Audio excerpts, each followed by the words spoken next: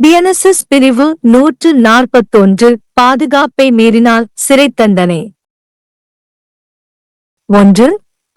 பிரிவு 125 அல்லது பிரிவு 136 இன் கீழ் பாதுகாப்பு வழங்க உத்தரவிடப்பட்ட எந்தவொரு நபரும் அத்தகைய பாதுகாப்பு வழங்கப்பட வேண்டிய காலகட்டம் தொடங்கும் தேதியில் அல்லது அதற்கு முன் அத்தகைய பாதுகாப்பை வழங்கவில்லை என்றால் அவர் வழக்கு தவிர இனிமேல் குறிப்பிடப்பட்ட சிறையில் இருக்க வேண்டும், அல்லது அவர் ஏற்கனவே சிறையில் இருந்தால் அத்தகைய காலம் முடிவடையும் வரை சிறையில் அடைக்கப்பட்டிருக்க வேண்டும், அல்லது அத்தகைய காலத்திற்குள் அவர் நீதிமன்றத்திற்கு அல்லது நீதிமன்றத்திற்கு பாதுகாப்பை வழங்க வேண்டும். பிரிவு 13(6) இன் கீழ் ஒரு மாஜிஸ்திரேட்டின் உத்தரவின்படி அமைதி காப்பதற்கான பத்திரம் அல்லது ஜாமீன் பத்திரத்தை நிறைவேற்றிய பிறகு அத்தகைய மாஜிஸ்திரேட் அல்லது அவருக்கு பின் பதவியில் இருப்பவர் திருப்தி அடைந்ததாக நிரூபிக்கப்பட்டால் பத்திரம் அல்லது ஜாமீன் பத்திரத்தை மீறினால் அத்தகைய மாஜிஸ்திரேட் அல்லது வாரிசு அலுவலகம் அத்தகைய ஆதாரத்தின் காரணங்களை பதிவு செய்த பிறகு அந்த நபரை கைது செய்து பத்திரம் அல்லது ஜாமீன் பத்திரத்தின் காலம் முடியும் வரை சிறையில் அடைக்க உத்தரவிடலாம். இந்த உத்தரவு வேறு எந்த தண்டனைக்கும் பாரபட்சம் இல்லாமல் இருக்க வேண்டும், அல்லது அந்த நபர் சட்டத்தின்படி பொறுப்பேற்கலாம். 2. அத்தகைய நபருக்கு 1 வருடத்திற்கு மேலாக பாதுகாப்பு வழங்குமாறு ஒரு மாஜிஸ்திரேட் உத்தரவிட்டால் அத்தகைய மாஜிஸ்திரேட் அத்தகைய நபர் மேற்கூறிய பாதுகாப்பை வழங்கவில்லை என்றால் உத்தரவு நிலுவையில் அவரை சிறையில் அடைக்குமாறு உத்தரவு பிறப்பிக்க வேண்டும். செஷன்ஸ் நீதிபதியின் மற்றும் நடவடிக்கைகள் வசதியாக முடிந்தவரை அத்தகைய நீதிமன்றத்தின் முன் வைக்கப்படும். 3. அத்தகைய நீதிமன்றம் அத்தகைய நடவடிக்கைகளை ஆராய்ந்து மாஜிஸ்திரேட்டிடம் மேலும் ஏதேனும் தகவல் அல்லது ஆதாரம் தேவை என்று கருதி சம்பந்தப்பட்ட நபருக்கு நியாயமான வாய்ப்பை கொடுத்த பிறகு அது பொருத்தமானது என்று கருதும் வழக்கின் மீது அத்தகைய உத்தரவை பிறப்பிக்கலாம். பாதுகாப்பு வழங்க தவறியதற்காக எந்தவொரு நபரும் சிறையில் அடைக்கப்படும் காலம் ஏதேனும் இருந்தால் 3 ஆண்டுகளுக்கு மிகாமல் இருக்க வேண்டும். 4.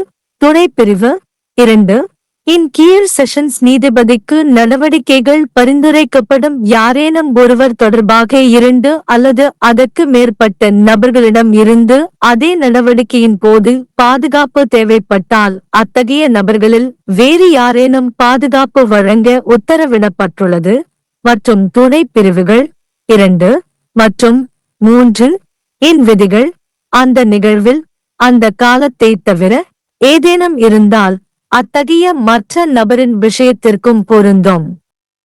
எதற்காக அவர் சிறையில் அடைக்கப்படலாம்? அவர் பாதுகாப்பு வழங்க உத்தரவிடப்பட்ட காலத்தை விட அதிகமாக இருக்கக்கூடாது. 5.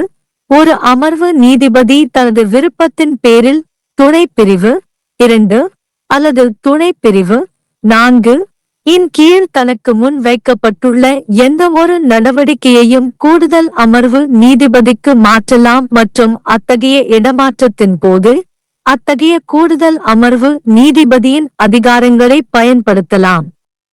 அத்தகைய நடவடிக்கைகள் தொடர்பாக இந்த பிரிவின் கீழ் அமர்வு நீதிபதி 6. சிறைக்கு பொறுப்பான அதிகாரிக்கு பாதுகாப்பு அளிக்கப்பட்டால் அவர் உடனடியாக அந்த உத்தரவை வழங்கிய நீதிமன்றம் அல்லது மாஜிஸ்திரேட்டுக்கு விஷயத்தை அனுப்புவார், மேலும் அத்தகைய நீதிமன்றம் அல்லது மாஜிஸ்திரேட்டின் உத்தரவுகளுக்காக காத்திருக்க வேண்டும். 7. அமைதியை காப்பதற்கான பாதுகாப்பை வழங்க தவறினால் சிறைவாசம் எளிமையாக இருக்க வேண்டும். 8.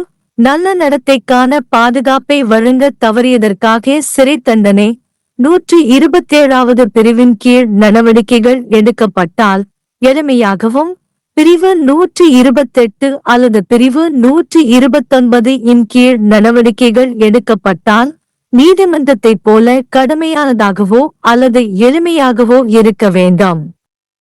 ஒவ்வொரு வழக்கிலும் மாஜிஸ்திரேட் வழிநடத்துகிறார். बीएनएस धारा 141 प्रतिभूति न देने पर कारावास। 1 यदि कोई व्यक्ति जिसे धारा 125 या धारा 136 के तहत प्रतिभूति देने का आदेश दिया गया है, वह उस तिथि को या उससे पहले ऐसी प्रतिभूति नहीं देता है जिस तिथि से ऐसी प्रतिभूति देने की अवधि शुरू होती है, तो उसे इसके बाद उल्लिखित मामले को छोड़कर जेल में भेज दिया जाएगा, या यदि वह पहले से ही जेल में है तो उसे तब तक जेल में रखा जाएगा जब तक कि ऐसी अवधि समाप्त न हो जाए या जब तक कि वह ऐसी अवधि के भीतर उस न्यायालय या मजिस्ट्रेट को प्रतिभूति न दे दे जिसने उसे देने का आदेश दिया था। यदि कोई व्यक्ति धारा 136 के अधीन मजिस्ट्रेट के आदेश के अनुसरण में शांति बनाए रखने के लिए बंधपत्र या जमानत बंधपत्र निष्पादित करने के पश्चात ऐसे मजिस्ट्रेट या उसके कार्यालय उत्तराधिकारी की संतुष्टि के अनुसार यह साबित हो जाता है कि उसने बंधपत्र या जमानत बंधपत्र का उल्लंघन किया है, तो ऐसा मजिस्ट्रेट या कार्यालय उत्तराधिकारी ऐसे सबूत के आधारों को अभिलिखित करने के पश्चात यह आदेश दे सकता है कि उस व्यक्ति को गिरफ्तार किया जाए और बंधपत्र या जमानत बंधपत्र की अवधि समाप्त होने तक कारागार में निरुद्ध रखा जाए, और ऐसा आदेश किसी अन्य दंड या जब्ती पर प्रतिकूल प्रभाव डाले बिना होगा जिसके लिए उक्त व्यक्ति विधि के अनुसार उत्तरदायी हो सकता है। 2 जब ऐसे व्यक्ति को मजिस्ट्रेट द्वारा 1 वर्ष से अधिक अवधि के लिए प्रतिभूति देने का आदेश दिया गया हो, तो ऐसा मजिस्ट्रेट यदि ऐसा व्यक्ति पूर्वोक्त प्रतिभूति नहीं देता है तो उसे सत्र न्यायाधीश के आदेश लंबित रहने तक कारागार में निरुद्ध रखने का निर्देश देते हुए वारंट जारी करेगा और कार्यवाही यथाशीघ्र ऐसे न्यायालय के समक्ष रखी जाएगी। 3 ऐसा न्यायालय ऐसी कार्यवाही की जांच करने के पश्चात तथा मजिस्ट्रेट से कोई अतिरिक्त सूचना या साक्ष्य जो वह आवश्यक समझे की मांग करने के पश्चात तथा संबंधित व्यक्ति को सुनवाई का उचित अवसर देने के पश्चात मामले पर ऐसा आदेश पारित कर सकेगा जैसा वह उचित समझे।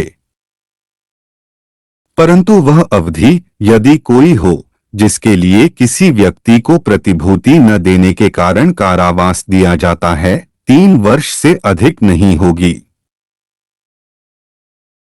4 यदि एक ही कार्यवाही के दौरान 2 या अधिक व्यक्तियों से प्रतिभूति की मांग की गई है जिनमें से किसी एक के संबंध में कार्यवाही उपधारा 2 के अधीन सत्र न्यायाधीश को निर्दिष्ट की गई है, तो ऐसे संदर्भ में ऐसे किसी अन्य व्यक्ति का मामला भी सम्मिलित होगा जिसे प्रतिभूति देने का आदेश दिया गया है तथा उपधारा 2 और 3 के उपबंध उस स्थिति में ऐसे अन्य व्यक्ति के मामले पर भी लागू होंगे, सिवाय इसके कि वह अवधि यदि कोई हो जिसके लिए उसे कारावास दिया जा सकता है उस अवधि से अधिक नहीं होगी जिसके लिए उसे प्रतिभूति देने का आदेश दिया गया था।